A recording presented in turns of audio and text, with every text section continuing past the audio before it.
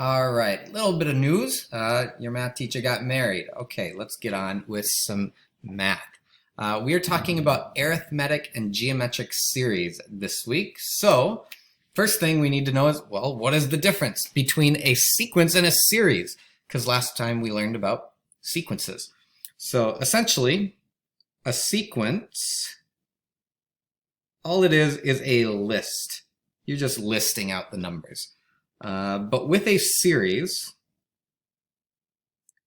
you're going to take that list and you are just going to add them all together. So you're just adding them. So it's taking all the numbers in that sequence and adding them up. So later on, when you get to higher level, I think second year in calculus, you'll probably learn about some things called Taylor series and Maclaurin series. They're just things that get added together. All right, let's take a look at how these are going to work with arithmetic series. So first, we're going to find the sum of all the integers from 1 to 5,000. So what you could do is you could take a calculator and you could type in 1 plus 2 plus 3 plus 4 plus 5 and do that all the way up to 5,000. And somewhere along the way, you're probably going to make a typo on the calculator and you're going to have to start over again. So let's think of a better way to do this. So if we're going to add up all these integers from 1 to 5,000, it would be 1 plus 2 plus 3 plus yada, yada, yada. It continues on. And it goes all the way, I'll write the last 3 here, 4,998 plus 4,999 plus, finally we get to 5,000. Now this is a very, very basic arithmetic series because you're just adding 1 each time. So the common difference in this case is 1. Very simple arithmetic series. So I want to come up with a way to add these together very, very, very quickly. So let's take a look at what happens here. If I add 1 plus 5,000, it equals 5,001. If I add 2 plus 4,999, it equals 5,001. If I take 3 plus 4,998, it once again equals 5,001. And every continuous pair that I keep doing this with will keep adding up to 5,001.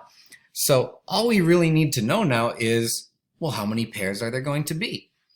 In this case, I have 5,000 numbers in this series. So since we're pairing them up, a pair has 2 of them, there's going to be 2,500 pairs, and each pair is worth 5,001.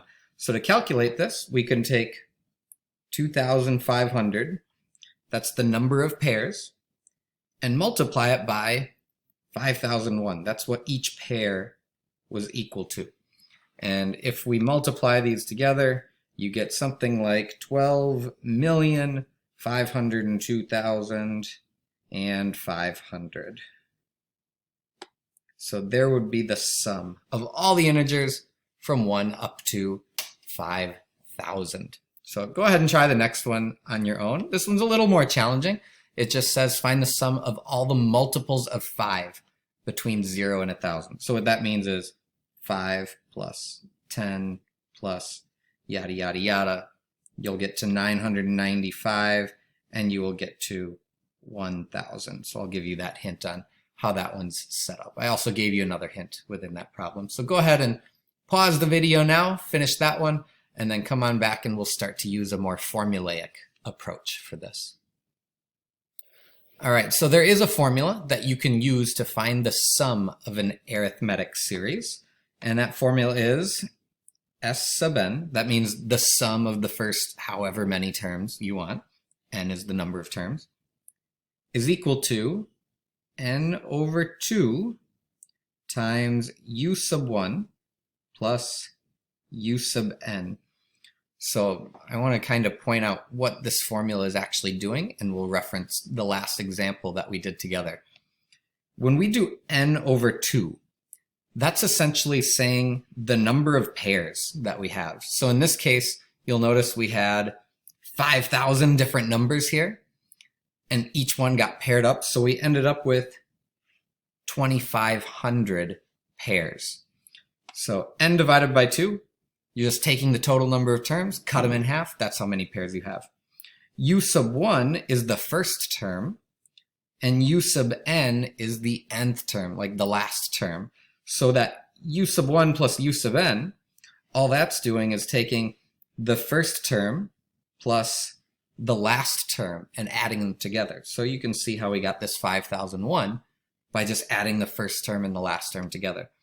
And then at the end, you multiply them together. So the number of pairs times the sum of the first and the last term. So that's all that's really happening with this formula. So let's put it into action, shall we?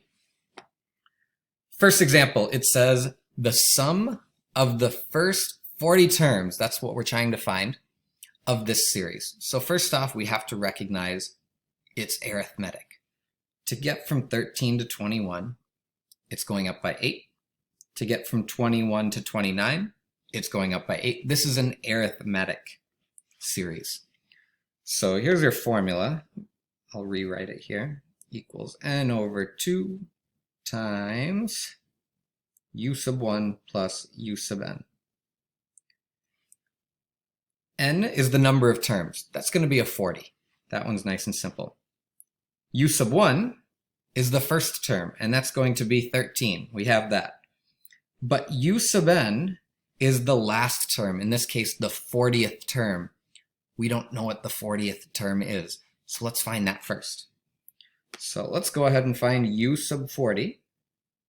And to do that, we're going to use the formula that we learned previously, where we take the first term plus the term number minus 1 times the common difference, which in this case is an 8.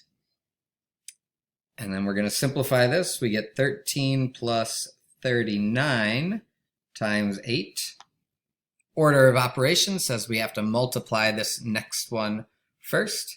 And I'm just going to do this all in one step. It's going to end up equaling 325 for your final answer for u sub 40.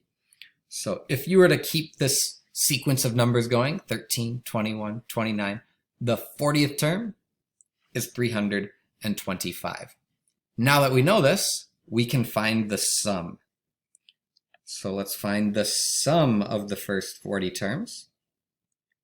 N is the number of terms. That's going to be 40 over 2 times u sub 1, that's 13, plus u sub n, that's 325.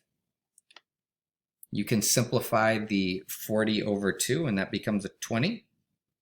And if you take 13 plus 325, that's 338. And then we just multiply these together, and we get the sum of the 40 terms is 6760. And that is your final answer. I do want to kind of show you why that formula works one more time, so bear with me.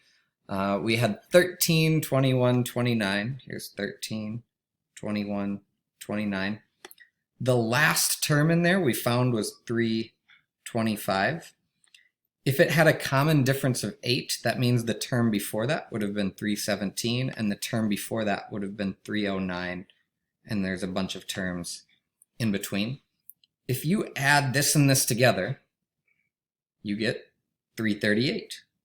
If you add this and this together, you get 338. If you add this and this together, you get 338. And because there were 40 terms in the sequence, we cut it in half, and that tells us there were 20 pairs. So there were 20 pairs of 338, and that's how we get that final answer. So go ahead and give the next one a shot on your own. Keep in mind on this one, the common difference is a negative number. So keep that in mind. Go ahead and find the sum of the first 24 terms. When you're done with that, come on back, and we'll do a couple more examples together. Welcome back. Hopefully you're cruising along on this assignment. Not too many headaches for you. So the next example, it's asking for the sum of the term once again. However, it gives you a little bit different information this time. It gives you the first 3 terms and then the last term, but it doesn't tell you how many terms there are. So let's use our formula. Here's the sum of the first n terms, what we're trying to find. is equal to n over 2 times u sub 1 plus u sub n. In this case, I don't know what n is equal to. I do know the first term, that's 14, and I do know the last term, that's 50, but this is kind of the missing piece. So what I have to do is I have to solve for n. I have to figure out how many terms are in that sequence. So let's go ahead and do that using, once again, our previous formula from last time. So we have 50, that's u sub n, is equal to u sub 1, 14, plus n minus 1 times your common difference, which is a 1.5. You're going to subtract 14 from both sides. You get 36 equals n minus 1 times 1.5. You're going to divide by 1.5 on both sides, so it goes away. And that becomes 24 equals n minus 1. Add 1 to both sides, and we get a total of 25 terms. So in this case, this sequence of numbers, 14, 15 and a half, 17, we have a total of 25 terms. Now that we know what n is equal to, let's go ahead and find the sum. So we are trying to find the sum of the first 25 terms, and it's equal to 25 over 2 times u sub 1, that's 14, plus u sub n, which is 50, and then we can simplify this, becomes 12.5 times 64, and I'm going to need to grab a calculator to do this one. If we take 12.5 times 64, we get a total of, ooh, nice easy number, 800. So all those numbers added up would equal 800. Go ahead and try the next one on your own, and then you're done with this portion of the video. We're going to have one more video to go over the last two examples. So give that last one a shot, and then watch the next video to finish up the notes.